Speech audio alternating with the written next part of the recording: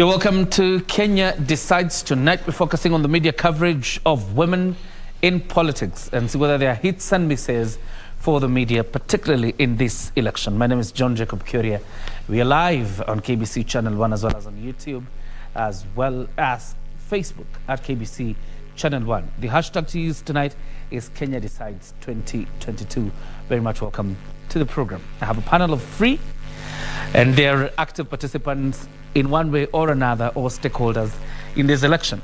I have Pamela Mukolwe of DAP Kenya Party, running for the senatorial position in Nairobi. You're very much welcome. Thank you very much. Judy Keberia is quite a familiar face. She's a journalist and the executive director at the Association of Media Women in Kenya, AMWI. Karibu, Judy. Asante. And finally, Ruth Musheru Mutua, the Agano Party presidential running mate for Higa Mwaore, who is running for president in this election. All of you are welcome. John. And for the next 1 hour, let's talk about the participation of women in this election. Starting with you, Pamela, as a candidate in this election, what is the importance of the media in your candidature as run for senator in Nairobi? What do you think is the role of the media? As a candidate, the role of the media is to give me attention, to ensure that the people know the policies that I want to affect, and to also set the agenda. That's the role of the media in my candidature. Judy, I'll come back to you in a bit. But Ruth, yes, what role do you think the media will play in your participation in this election as a running mate to a presidential candidate? I believe they need to broadcast the intention and the purpose why Agano Party is running in this race, to enlighten people, our agenda, our manifesto, and the reason why we need peace. And we are coming in to bring in the change. We are the Badilisha team. Yes. All right. The convergence of media and politics, even before we talk about women politicians, the convergence of media and politics. Speak about it. One of the things I'm really excited, like you can see, for me, my dream in the media and now heading the Association of Media Women in Kenya is to see more women in politics getting coverage. And one of the things that I consider very important is the role of the media in the democratic process, the role of the media in ensuring equality and equity in social spheres of life. And one of the things that I'm really excited about this election is that the gender agenda is on the table. And because of that gender agenda, it's become almost stylish that everyone running for different seats, that's especially the presidency, the gubernatorial seat, you've realized now it's become like the in thing to have a woman as a running mate, which from last year, the Kenya Media Sector Working Group, we made a decision as the media industry in this country to ensure that we do gender mainstreaming by ensuring the voices of the women is being heard, that we don't want to see panels made up of only men talking about politics. And for me, I can say this time is a hats off to the Kenyan media for making the gender agenda a big issue as we move to the 2022 general election.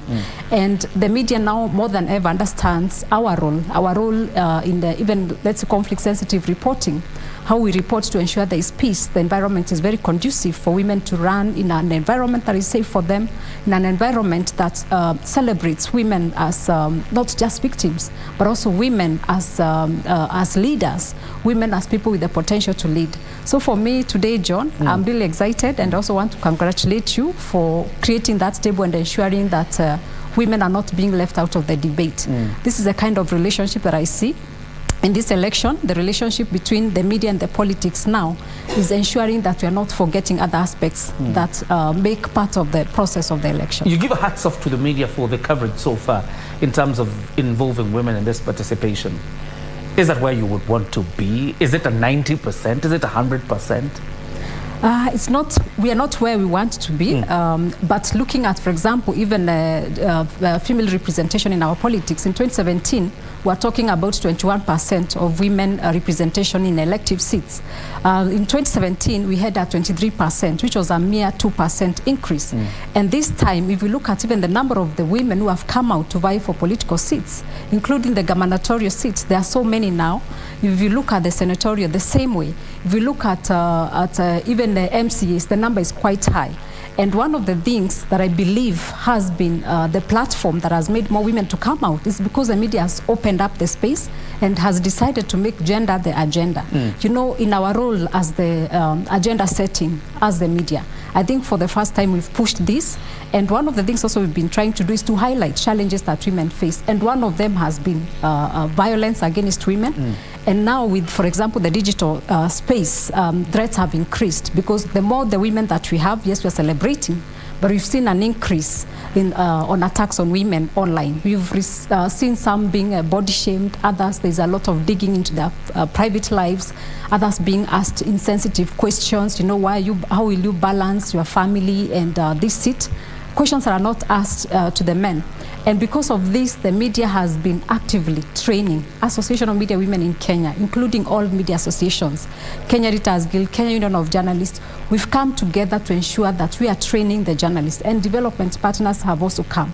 As we are talking now, a very big number of journalists are out in the field training journalists, and one of the things that they're training them on is gender-sensitive reporting. That we are not reporting about a woman like a victim or a weaker candidate, but we're looking at a woman as a professional, a woman who has the capability to lead.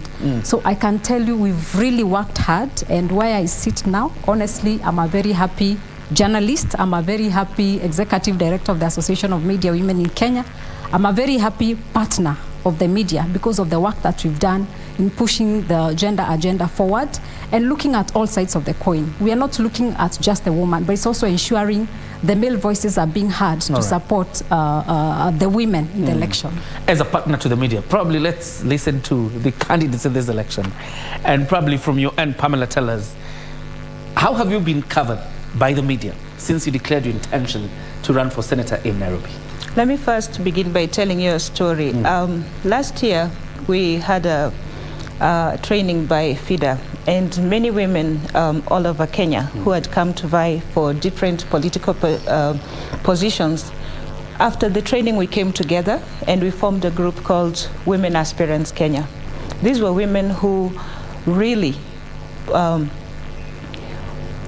wanted to vie for political office, and they were serious, and they wanted to encourage each other. Now, from that time, all the women went through nominations, the nominations hurdles, until they all got cleared by IEBC. So right now, there are women who are going to be on the ballot, which gives them at least a 50% chance of being elected. And this was done because women felt that it is their democratic right to not only be elected, but also not only to be as voters, but as in to run for elective office. And that's one thing that I personally encourage as a candidate for other women.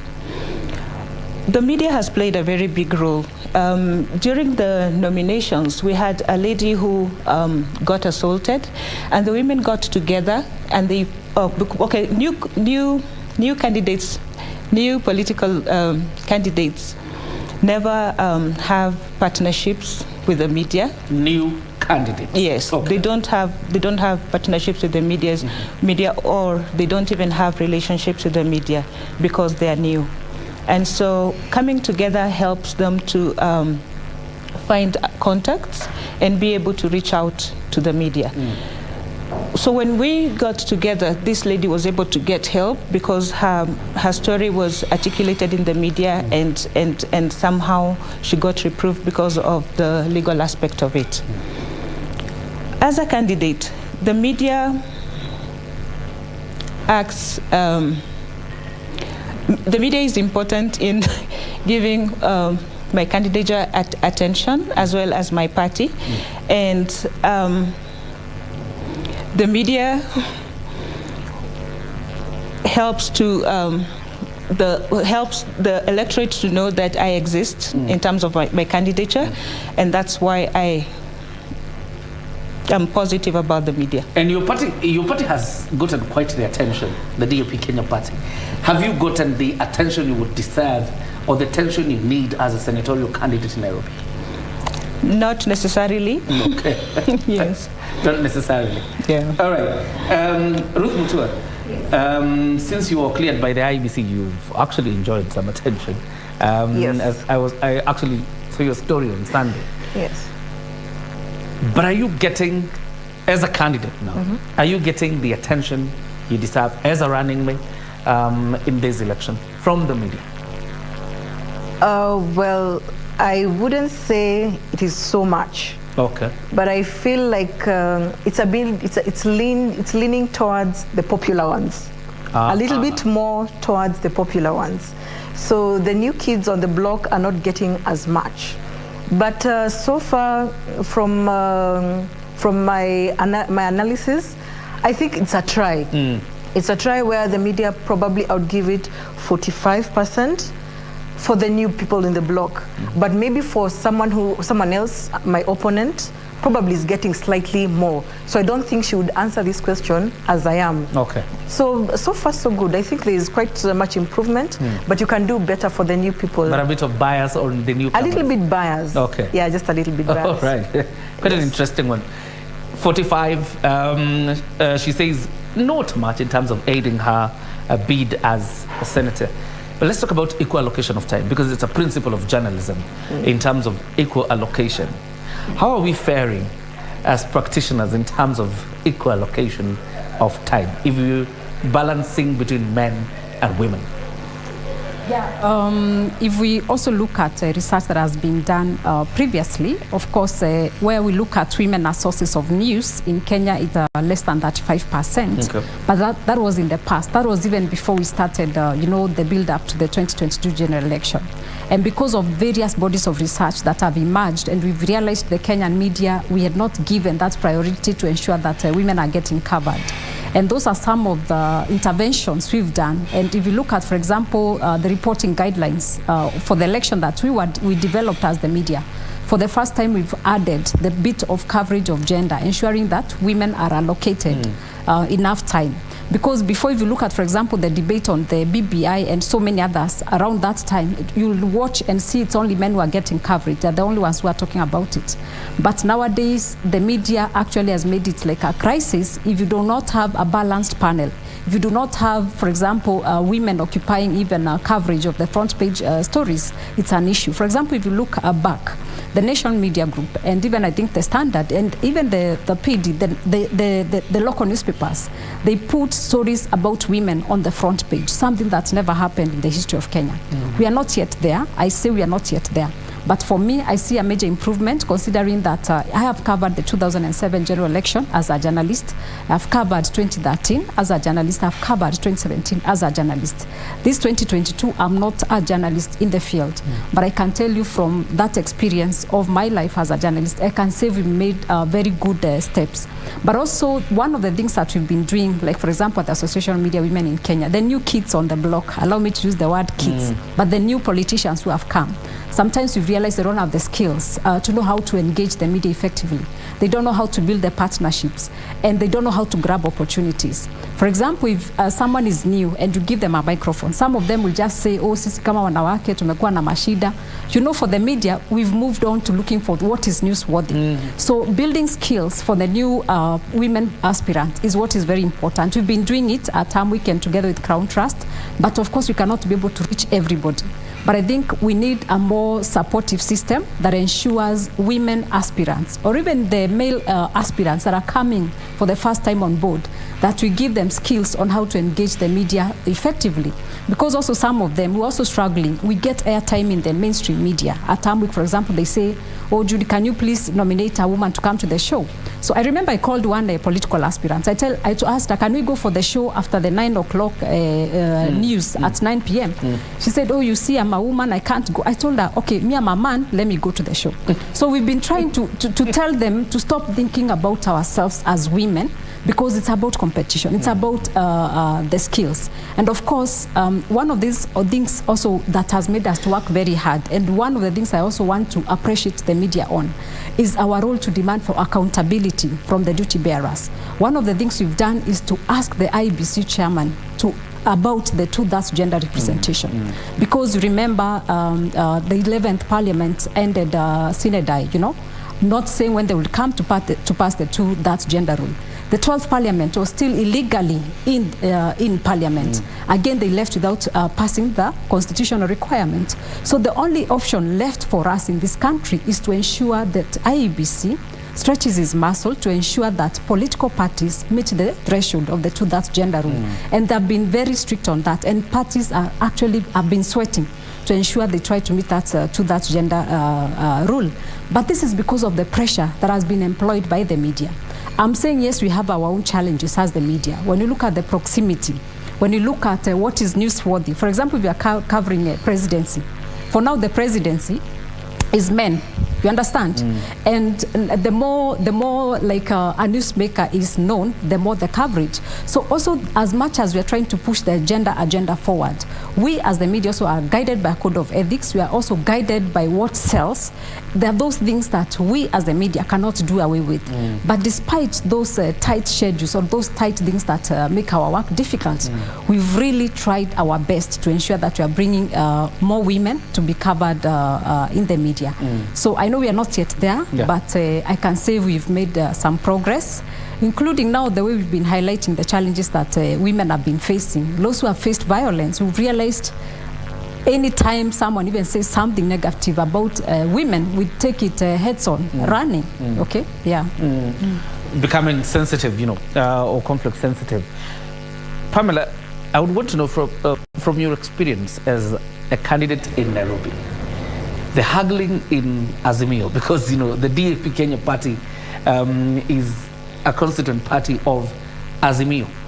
How are you handling the competition in Nairobi? First of all, coming from a constituent party, and Jubilee and ODM have already appeared to have zoned out Nairobi, and as a woman candidate. Of course, there are challenges. Basically, as a DAPK party, we didn't have the zoning agreement, and that's why I'm still on the race. It's been quite a hurdle to jump over those hurdles. But I'm convicted by the fact that our party is gender sensitive, and they support my candidature. Going back to the media in terms of engagement, most women, media usually runs by the mantra, unless it bleeds, then it heals. Right?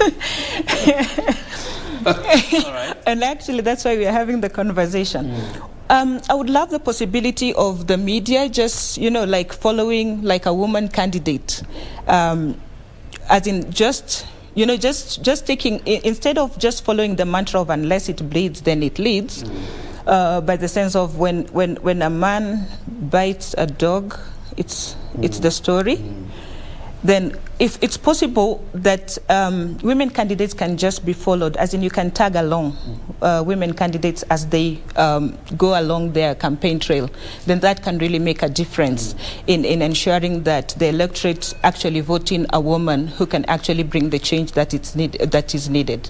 Yeah. In terms of media coverage, because you're running against Edwin Sifuna of ODM, there's Bishop Margaret Wanjiru of UDA party, yourself from DAP Kenya party, and I'm sure there are other parties that have candidates. How do you think you have been covered yourself as a senatorial candidate in Nairobi? Actually, definitely I've had zero coverage. Zero coverage? Yes. Okay. To be exact. Until now. This is when I'm really happy. Have had zero coverage?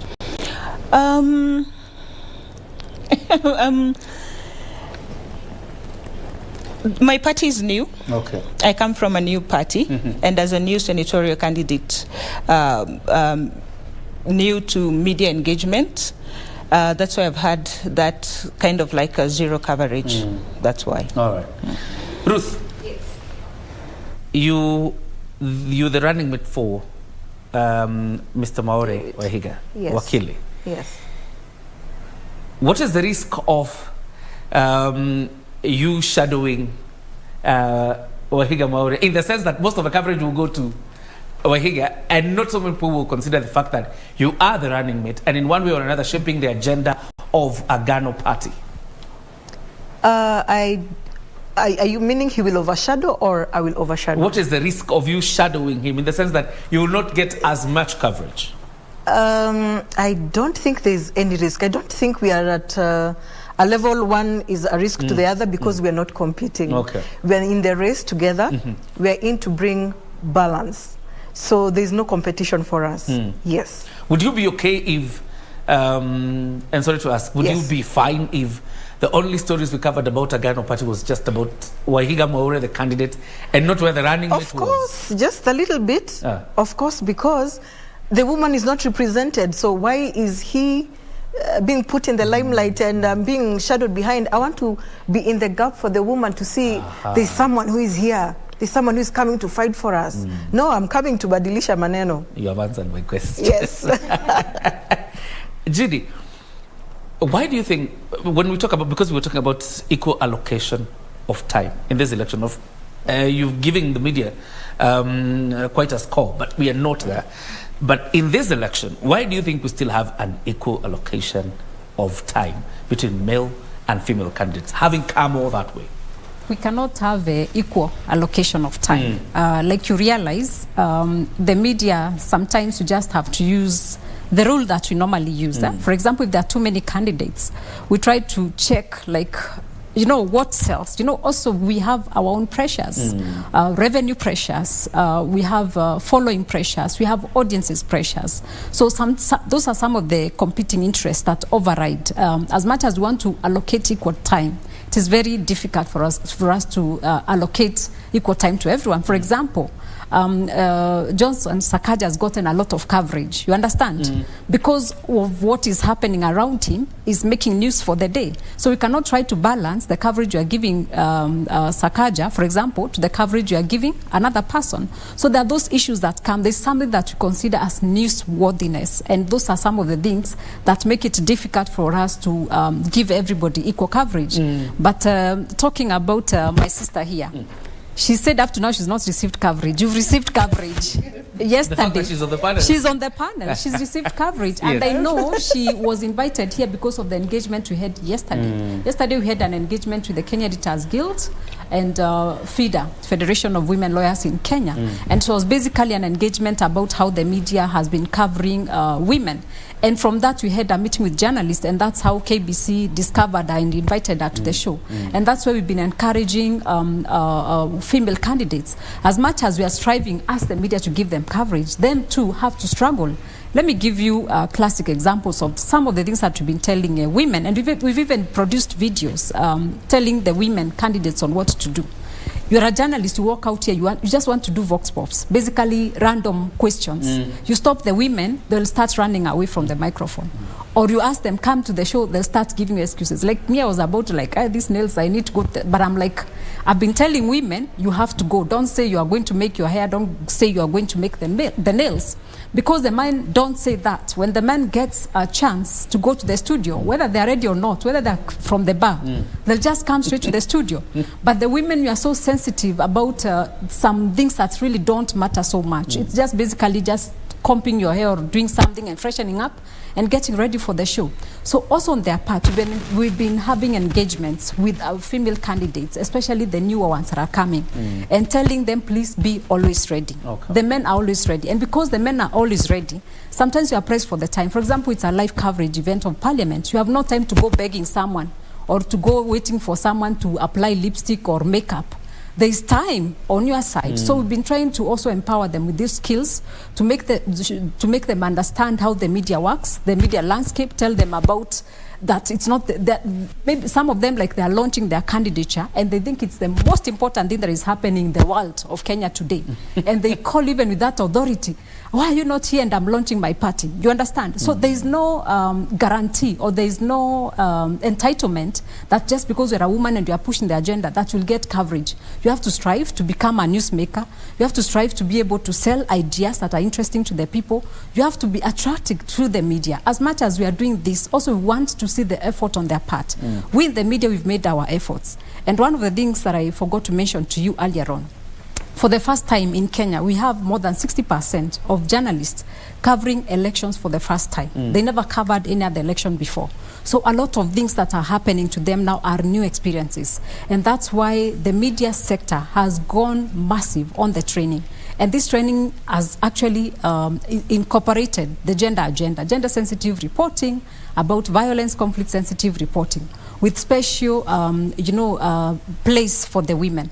And talking about following women, for example, we've been even telling the women, if you're told to go and interview, let's say, for example, Mother Karua, also we've been trained the journalists, don't meet Mother Karua and start asking her, what challenges are you facing?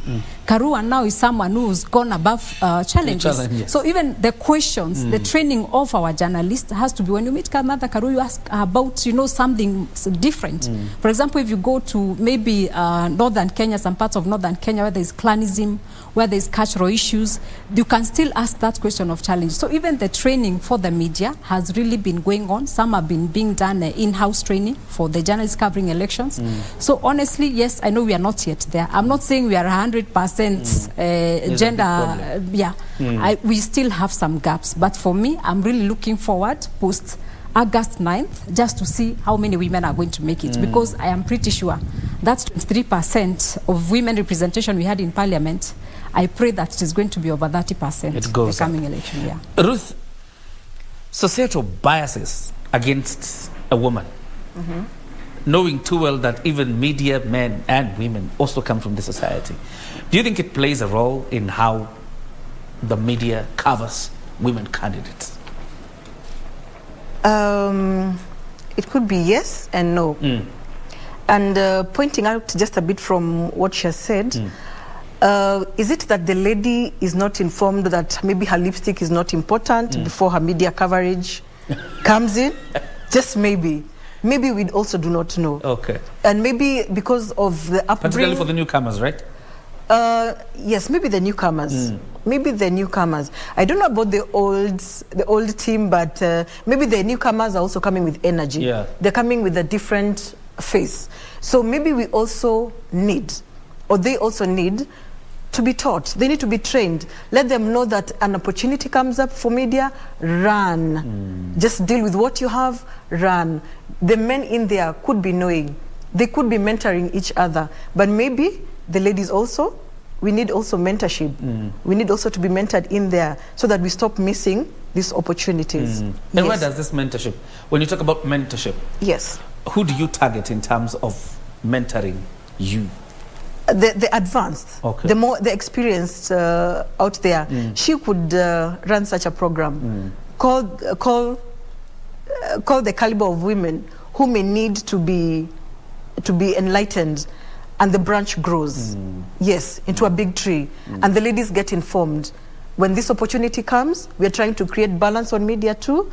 Ladies, be ready. Okay. Yes. Yes. On that point she's building. For journalists, especially female journalists, we have mentorship. We have mentorship that, there's one we've just been doing with the U.S. Embassy. We've been mentoring university students in third and fourth year from public universities on what to do when they join the newsroom. They're already ready. They understand how the newsroom works. They understand the challenges they are going to face. For me, the challenge has been, it's not for us to do the mentorship for the politicians. The ones who've made it, our Mother Karua, our Ngilu, the women who've made it, what are they passing to the younger generation of politicians that are coming up? This is a challenge to the politicians. For me, it's crossed my mind that they need to mentor younger generations. But of course, we've had a few success stories. For example, Lesuda. Lesuda has always spoken about how Leshomo mentored her. So this is the kind of mentorship that we need, that at least the female politicians who have made it can pick a few of them. They can even decide, let me talk to so-and-so, she's promising, or so-and-so. So that when they come also, they have some of these survival tactics of how to deal with the media, or even how to maneuver the political industry, because even when you get to those political positions, it's a war zone. You have to fight to pass the bills, you have to fight to pass the motions, you have to fight for the budgets. So there's a lot of mentorship that is required among women politicians in this country. The media, for us, we can train or help you on how to engage the media effectively. But in terms of giving the political lessons, maneuvering is I have on the zero end. knowledge on how politics run, so I cannot be able agree to. on the mentorship And required. And you see the way she's like very confident in engaging. It's because she has the experience. She has the she's had the she's had the time. Yes. Most women don't have that. So when you come before the media, lights, camera, your mind goes off. Freeze. Yes. You freeze. Like totally for me, I freeze. Okay. Totally, Yeah. to All be right. honest. But it's always the first time. But she was very tensed when we came. Yes. But there's always a starting, and she's done very well, honestly. very And well. so those building of skills that we ensure that we empower them on how to engage the media before they start being shocked by the media. You know, some of them even speak and say things, and before they find themselves saying things that they didn't know how they'll appear. So that's training for me is very important. But you're doing well. I mean, she's excellent, right? Absolutely. So we take a breather. When you come back, Judy, we'll handle that question of societal biases vis-a-vis how the media is, handling women politician stories, and whether there is a bit of it being captured in the reports they're doing daily about how these ladies are doing their campaigns. We're taking a breather. Don't go too far. Kenya Decides is still home. We're on Facebook, Twitter, as well as on YouTube, and of course on air on every platform available. Continue watching. We're coming back in a minute.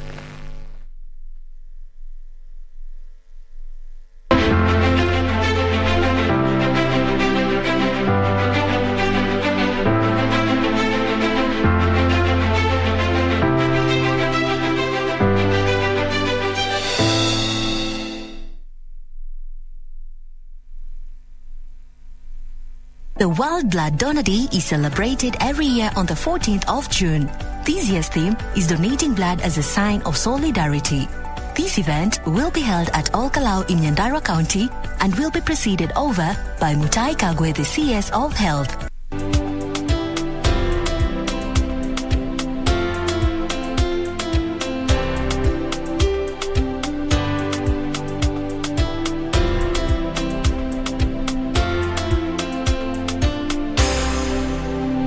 As there is someone who needs blood every 2 seconds, you are encouraged to regularly and voluntarily donate blood in order to address the current shortage. Help save lives by donating blood. Top sports attractions on KBC Channel 1. In July, Kenya Morans face off against the DRC, Egypt and Senegal in the FIBA Basketball World Cup African qualifiers in Alexandria, Egypt from 1st to 3rd of July 2022. Also in July, Kenya plays South Africa in Rugby League test matches in Nairobi with a return fixture set for October. Still in July, watch the World Athletic Championships from 15th to 24th July live from Oregon, USA as Kenyan athletes seek glory. Followed by the 22nd Commonwealth Games from 28th July to 8th August live from Birmingham, England. In August, join our coverage of the World Athletics Under-20 Championships from the 1st to 6th of August 2022 from Cali, Colombia. Then, in November, catch the World Half Marathon Championships on 13th November from Yangzhou, China. Now that's what sets us apart as KBC Channel 1, your true sports partner.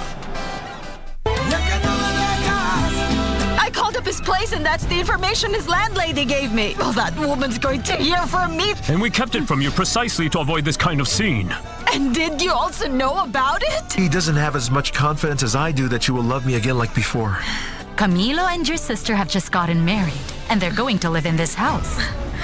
Risk you're taking is disproportionately high, son. You cannot fool me, Paulina. You won't get away with it, and you won't overshadow my wedding. I want to marry your mom. I want the four of us to live like a happy family.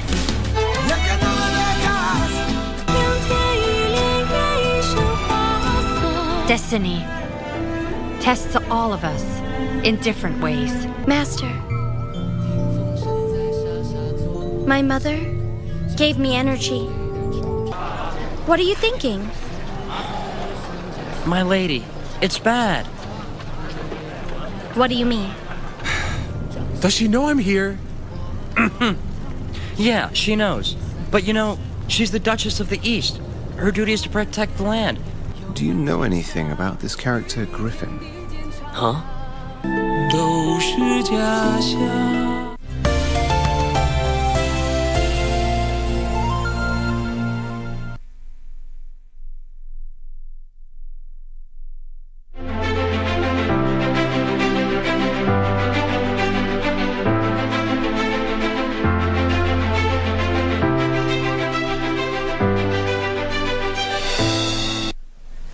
Okay.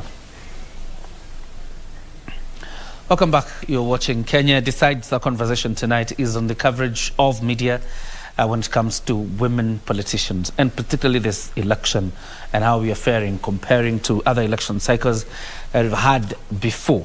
And before we took a break, we wanted to dissect the whole aspect of societal biases vis-a-vis how the media is reporting on women politicians. Judy, do you think the societal biases have an influence on how we report or tell stories about women politicians? Yes, actually, if I remember when we began the debates about the that's gender role, it became like the woman role. Even ourselves as a journalist, we had an engagement with a journalist, and actually the men were asking, why should we be dishing out, seats to the women? So even definition of gender itself was a big issue. Gender in Kenya for a long time has been translated to mean that's women rule. That already gave us a very big challenge. So, and this is, and then that part of dishing out, it looks like women, they're just big, nikupewa too, like they are weak, like they cannot fight for themselves. So because of also that belief or a societal inclination that makes the woman look weak, has made it, even up to now, there are people who don't believe a woman can actually lead.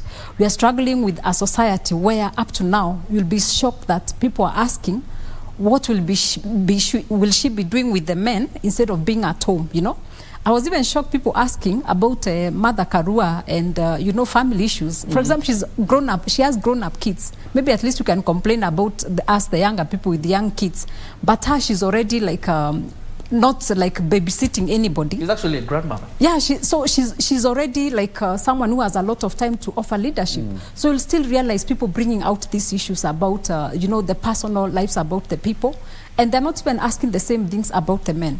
So we've still seen that cultural belief of the woman still doesn't deserve a leadership position. That a woman still has to, be told what to do and that she cannot be able to lead.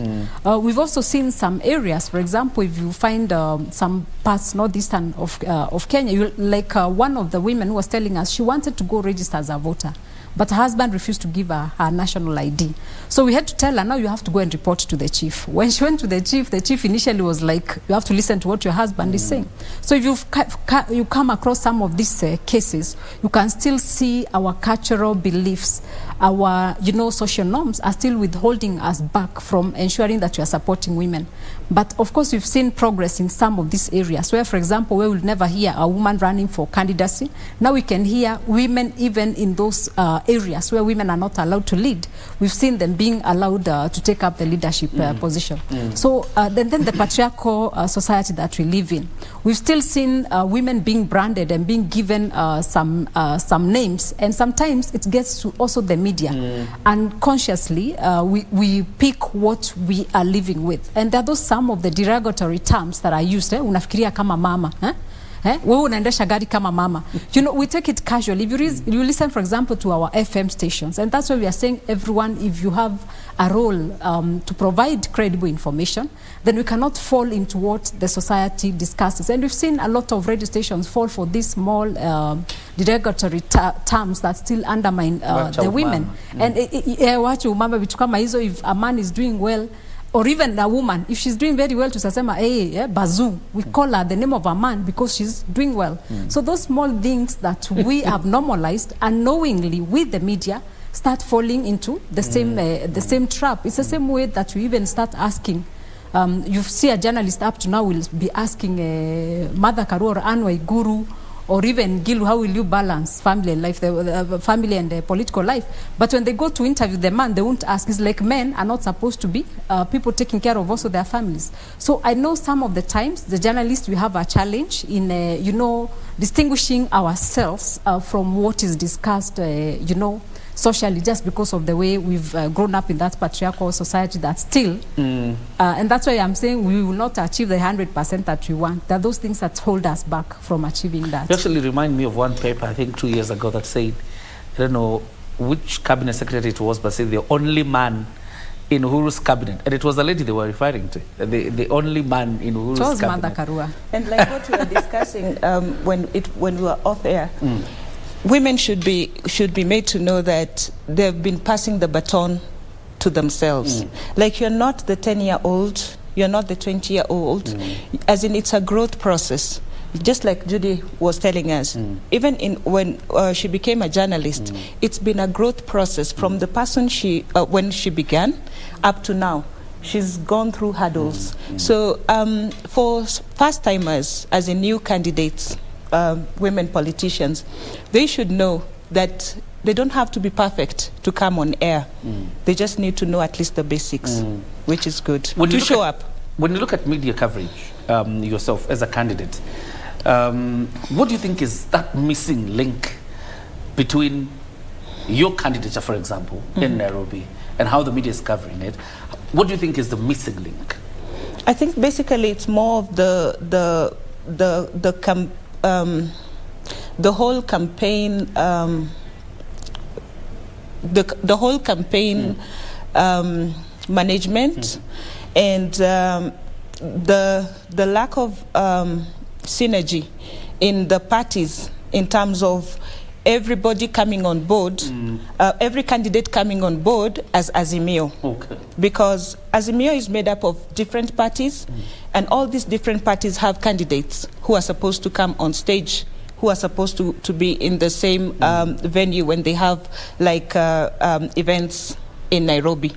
So the disconnect maybe is in the communication or whatever it is, and the involvement of candidates. Okay. Yes. That's quite interesting. It's a quite interesting point. Also, like she's mentioned about starting. For example, if you look at the seat she's running for, Senator, Margaret Wanjiru has been there before. So she has the skin, the game in her skin. So she knows what to do. She knows how to get coverage because she's been there longer. So you'll realize some of them, because of the experience they have, and which experience we are asking them, how do they ensure they're not leaving a big gap? Even you in your role where you are, I hope you're also mentoring somebody. So whatever we are doing and whatever we are doing, we always have to ensure we are mentoring somebody. So I think also the fact that, for example, Margaret Wanjiru, the reason why she's likely to get more coverage, for example, than her is because, like her, she's come after her. So those are also some of the things that make some candidates to get more coverage than others. And there's some things that, honestly, our hands as the media are tied. Absolutely. Yeah. The space, the operating spaces. I want to add something. Okay. I think the media is also tied a bit with culture. Just a bit. Okay. Because we have been having the men in the scene all this time. So we don't feel like the woman still has a place in governance. And I want to tell the men out there, empowerment is not weakness. We have young children. We have been released. I have a family and young children, but someone else is seeing what I am having and has accepted to release me. So I think there's also culture. There's that culture that the media needs to accept, that we are changing into a different arena. Let us also put the ladies in the limelight. Things are changing. Yes. When you talk about the political operating space within political parties, because sometimes media deals with the people the political parties are presenting to the media, probably for engagement.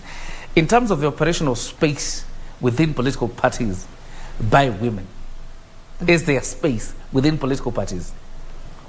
There is lots of space. But biasness, the biasness of media and what to broadcast brings the whole lot of a difference. Okay. Yes, so it is raw end. The problem is I believe you people have the machinery. I can't even broadcast myself. I can only broadcast myself on Facebook. So what if your political party does not give you the space to do that? Agano does. Okay. I will remove Agano from that list. Agano is giving me the space, and that's why I am here. So Agano is out of that list. We are in here to badilisha things. Okay. Yes. Judy, I see you shaking you. I totally disagree, honestly. If you look at the reason, how, you know, for the first time, even the presidential candidates have made it fashionable to have women as running mates. Even in gubernatorial, those running for governors, you realize it's either the woman running for the governor and then the running mate is a woman. For example, look at Meru County. In fact, in Meru County, I'm so proud of the running mate there. Her husband is always by her side, posting things and saying that, you know, I'm supporting her. So you can see there's also a bit of change in our society. The society has started releasing the women to go and also play a role, because if we look at, for example, nowadays in our households, you can't say it's the man who provides alone. All of us are working. So all of us have an equal share in the family. Like, okay, not an equal share per se, but all of us have a responsibility to contribute to the family. Life is so difficult. You cannot continue saying the woman stays in the house, take care of the children, and then the man only gets the money. We've seen instances where the men are fired. Maybe it's even the woman who is the breadwinner of the family. So because of these things that have taken place, we've also seen a cultural shift of how we treat the woman. We've seen a lot of men, husbands, release their women to go and vie for political seats. So there's that change. But for the media, honestly, we've come from far. We've come from far. If we look at all the other years, this time, honestly, I'm very proud of what the media has done. And because of what you've done, just realize the other day, UDA, remember, they also said they asked media houses to send female journalists to cover. Of course, it was not it's not upon their money to decide who covers them. But you can see, because of the narrative that the media has driven, the agenda that the media has taken, it's become fashionable that you have to prioritize issues of women. And were it not that the media has been at the forefront pushing for that equal representation of the women, the politicians wouldn't care. And at the same time, we've seen politicians also holding meetings where they are still demeaning or disparaging some women just because of maybe their families and all that. So these things are still there, but the media has been taking these things hands-on. We've been correcting them. And even we've established special desks for elections and to look at those specific issues, the violations against women candidates. So I can tell you for sure, even the monitoring that we are doing, Association of Media Women in Kenya, we've even gone to the extent of doing research on online violence against female political aspirants. Just the other day, we received even a video clip of a young lady who was running for MCA. She's 26 years old. And this video clip was saying the only thing we can do for her is rape her, but not give her votes. And we picked it up, we flagged it off, and because, okay, she left. She apparently said she doesn't want to vie because she was very shocked by what she saw. But you see, we in the media are able to flag these issues, report and condemn them. We are not just passively covering the elections, but we are part of the process, picking these issues and talking about them. Pamela, I'm asking that because some of these big political parties, like you're saying, UDA, ODM, ANC, have very strong woman league organizations within those parties. But the only time this leadership is fronted by the parties to come to media houses is only when there's a woman agenda to be spoken about. It's like the Women League is not that strong enough to argue about other national issues except the gender agenda. Well, our party is new. DAPK party is a very new party, so I would not be able to speak for ODM. Do you have a women UDA. We do have a women league, and but what happens when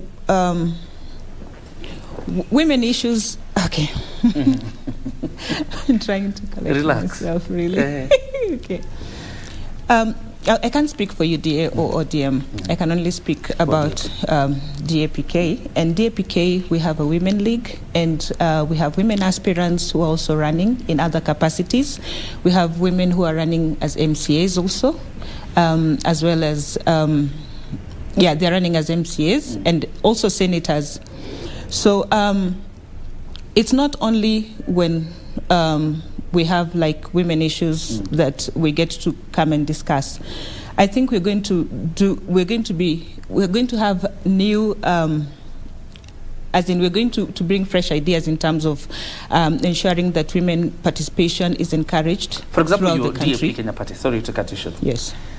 What has your party done to empower you as a candidate in Nairobi, a woman candidate for that matter? My party gave me the ticket to run for the senatorial seat.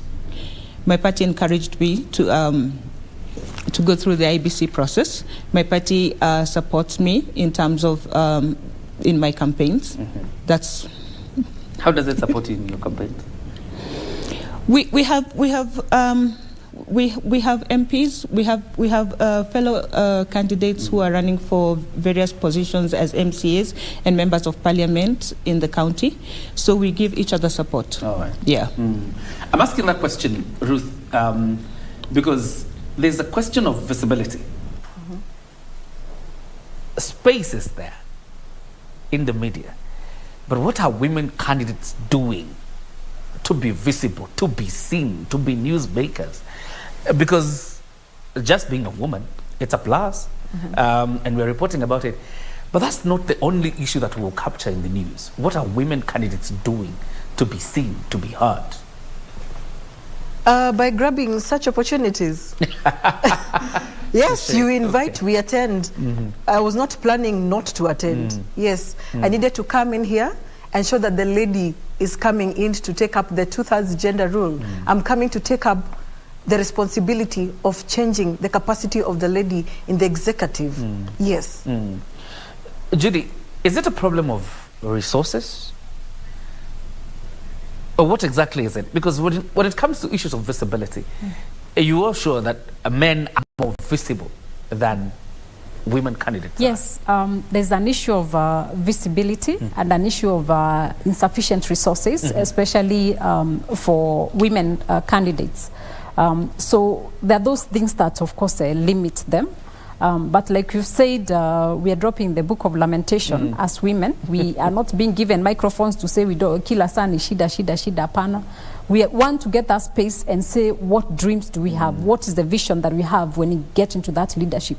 Yes, we are not refusing to say that we are facing challenges, but we face so many challenges. And some of those challenges that women up to date face, even in terms of inheritance, land inheritance, is still a big issue. Up to now, as much as the laws have been passed, that the provisions are there, we have a lot of structural and procedural incapacities within our system that still makes the woman not to get what they should get rightfully.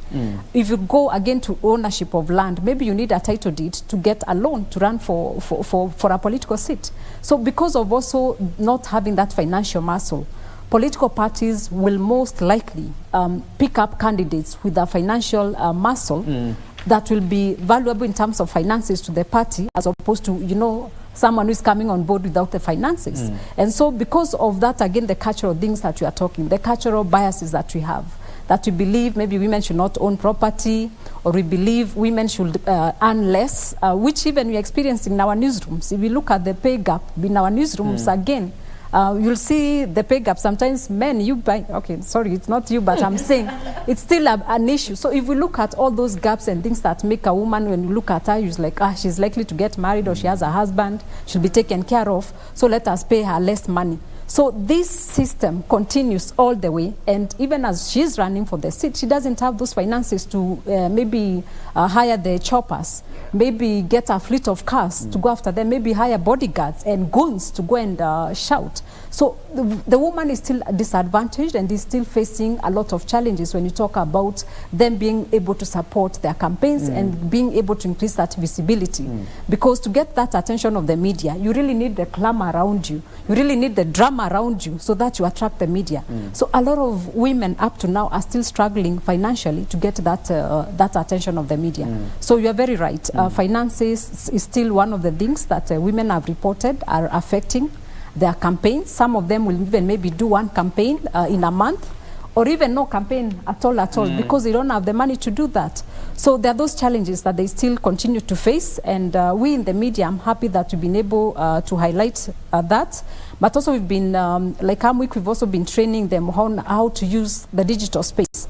For example, if you're not able to access or get the attention of the mainstream media, we've started showing some of them how you can just use your phone and start recording video clips of what you are doing. The problem with the initial group that we had, they were there saying, oh, you know, the usual cliche, tuko na shida. So we're telling them, now you have to when you go maybe on that TikTok or YouTube, you have to give us a message. What are you going to do for the people? Because also the women, they don't understand also their position sometimes in politics. You realize they think they're the dancers to entertain the crowd, or they're the people, you know, say, Wamama, you know, woye. So we've also been telling them to position themselves in their parties, that when they are given a chance, they talk about what they are going to do. And even some of them have always been mobilizers for the longest time. But this time, at least they are accepting also to move forward and actively participate at the top level of politics, and not just talking about only women issues, but also talking about issues that affect our society. The budget, the financial status, the health status. So even women are not just talking about gender issues, but are also talking about other issues that affect the people. Yeah. I have at least like about 6 minutes before we wind up, and it's important I hear from the candidates, starting with you, Pamela. What does a Pamela Ateka candidacy mean for Nairobi? What do you intend to fix in Nairobi? This is part of media coverage. A Pamela Ateka candidacy means proper service delivery for Nairobi residents. It means sustainable water and garbage collection. It means empowerment for women and youth. And I would request that on the 9th of August, that you would get up early and vote for me, Pamela Ateka. That will be a vote for change, and a vote for fresh blood, and a vote for every Nairobian, because every Nairobian matters. Every Nairobian matters.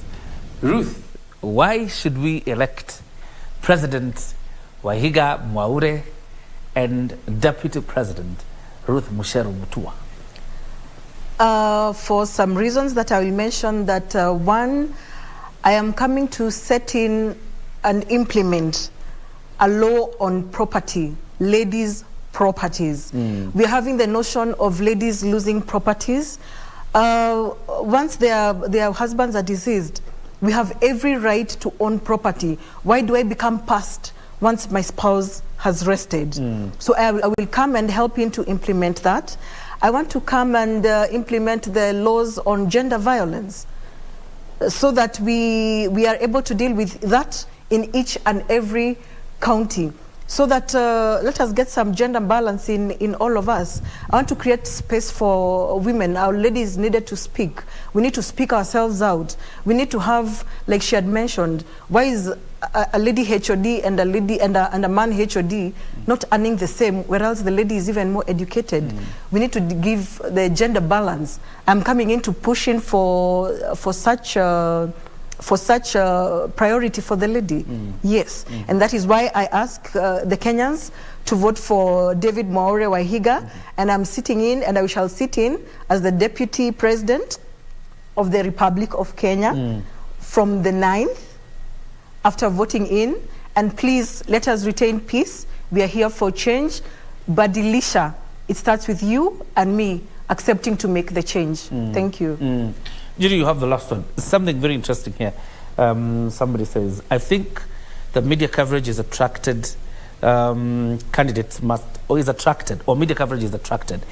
Media or candidates must make deliberate effort to engage the media, especially if you're a first-time candidate on a new party. No more, no less. Deliberate engagement. Are we to that level? Have we gotten to that level where even newcomers can deliberately engage the media as we wind up? We are not entirely there, but we are getting there, and that's why I'm hoping let this vibrancy not end now. Let it continue, and let also the newcomers in the block understand that to build their candidacy or to build their popularity starts way before. It starts like if you're planning to vie in 2027. After the election, start doing something, so that when you already start, we already know you because of something that you've been doing. So it's a continuous process. It's not a one-time event, and building media relationship require a lot of engagement. It requires the skill and the knowledge to know how the media covers. The media is very responsible, very committed to ensuring that we play our role to ensure there is a free democratic election that calls for equal representation of both gender. Yes. And of course, you can have numbers of several journalists from several media houses. Anytime you have something, you can always alert them for coverage. Don't be biased. Don't be biased when I Yes. and the Azimio running mate call you for coverage. Don't be biased. Okay. Yeah, first come, first serve basis. Ro Wangeshi, the MCA for Kinyona in Muranga, says these women are really strong leaders. I appreciate their courage. And thank you all for turning up. We wish you all the best, Ruth. We wish you all the best, Pamela. Of course, all the best, Judy, as you continue to empower women in media as well as the capacity building in media houses as we look towards the next general election. Thank you all for coming. That's all we had for Kenya Decides. Have yourself a fantastic night. See you around. God bless.